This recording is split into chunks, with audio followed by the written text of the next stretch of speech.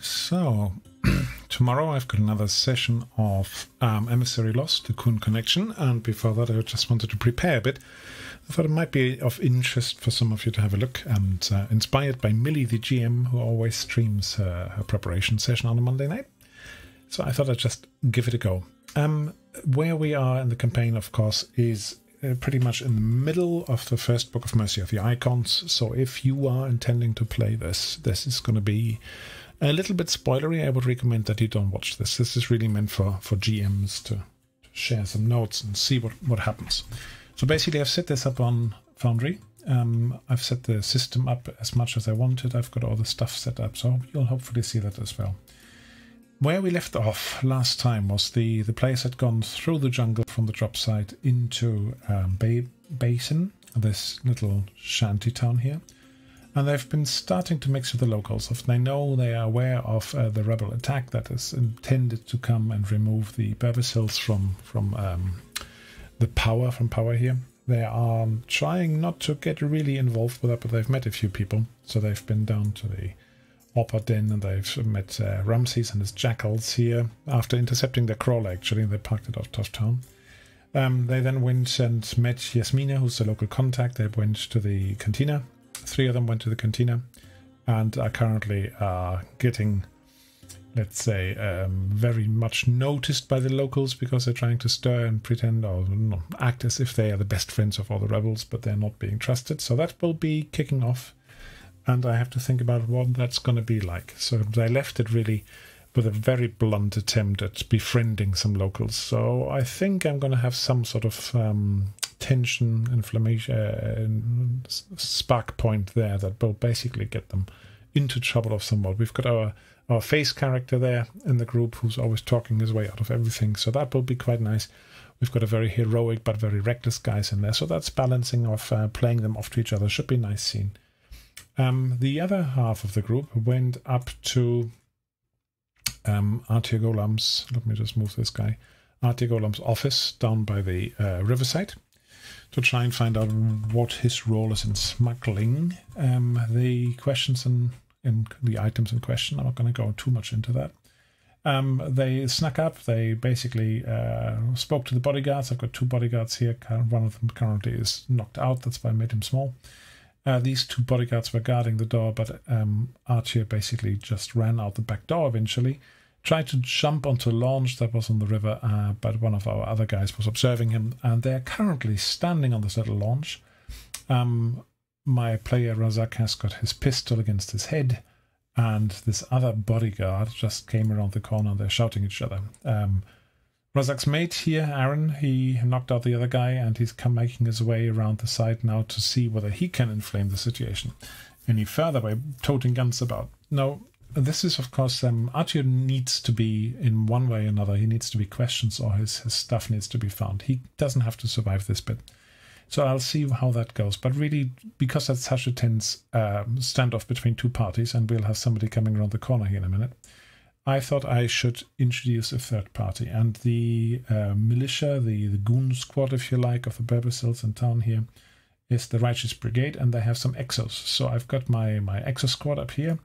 This guy was already patrolling this area, so he might actually go and see what's going on. I think I'll get him to run across, come down the alley, and just in the right moment step out and say, "Oi, what's going on here?"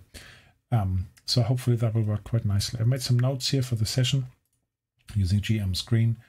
The situation is basically that these 2 on the boat, as I said, the intervention from the Righteous Exo guy, or what you're doing, is here already. I might introduce it with a recon drone that is just hovering and seeing what's going on, so they know something is coming, but they might not know what.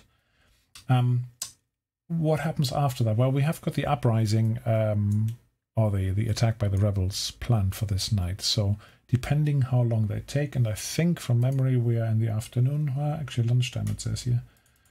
Advance the clock a bit. We should be in the afternoon at some point.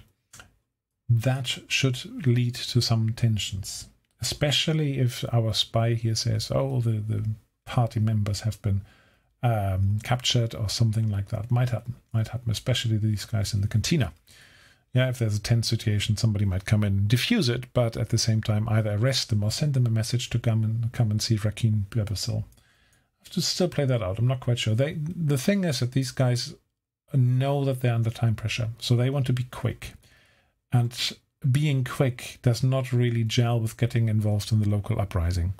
So they are very much split. Some of these guys want to help the locals, but really a lot of them, most of them, actually want to get on. They want to find out where the shipment goes, and they want to get on to the next stage, which of course will be the monolith. But before we get there, I've created a couple of battle maps here for them, so we can actually play out this scenario, this thing here with a dedicated battle map. So hopefully that will be fun. There's my EXO already. Anticlimactic, hopefully it won't be. And if we have something else in town, I just grab this map as well. Sort of shanty town, that seems to fit quite well. Once they move up, though, the next stage of the whole event, if I look at my notes here, as Emissary lost, Kuan connection, we are currently in Lost in the Jungle, still at the end of it. The ending of this one is basically that they need to find this information. They're quite close to finding this information. Yeah, that the stasis pods are being shipped and unloaded under a certain pier, and then they have got a situation where they need to go. And that we need to go to this Hassam shipping company. So they need to find that up. They need to pick up the trail and go there. And I think we should, with our sessions, they're typically 3 hours long, we should be able to get to the journey to the monolith. Get a little bit of flavor text here and see what happens when we arrive.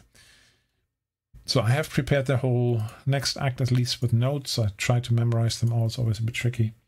But the way I basically work it up, I take the text from the PDFs, copy it into here, and then from there I basically try to highlight the stuff that's important to me. Sometimes I restructure things when they're not in the right order, and I try to cross-link some stuff, which I find incredibly helpful on the hoof, delivering these sort of things. So here's, for example, the arrival at the Carbottle Docks, where the various events that are going on, the information that they need to get highlighted for me. Some of the other events are here, so I've linked, for example, characters. Yeah, Tubra. If I need her, I've got her right there. Wherever she pops up, I've done that. There's something here with poison. So I've just got the rules reference to the poison item here. We've got the song, so I can just go on, and if I wanted to, I could copy and paste this into the chat, or with the storyteller narration module, I think it's called. I can just narrate that from here. Pops into the middle of the screen. And it also goes to the chat. So that's quite useful. Probably shouldn't have done that, but I can make it private. There we go. Now they can't see it. Meeting as Hassan. So basically I've got the key things that need to happen here, so I can work my way through it. Right. Now the question is, of course, how much of the early planted information they'll remember. There is something in this scenario that they are supposed to remember some certain type of ammunitions that they saw on Coriolis. That will have been something like, by the time we get there, 4, 5, 6 months ago, maybe, from the players, because we played something else in between. And that can be very tricky. So I have to see how I can remind them of that stuff. We'll see. Yeah, what else can I tell you? The next steps then, as we move through here, I've got my little overview here that tells you basically what they need to achieve at the top, some of the key questions.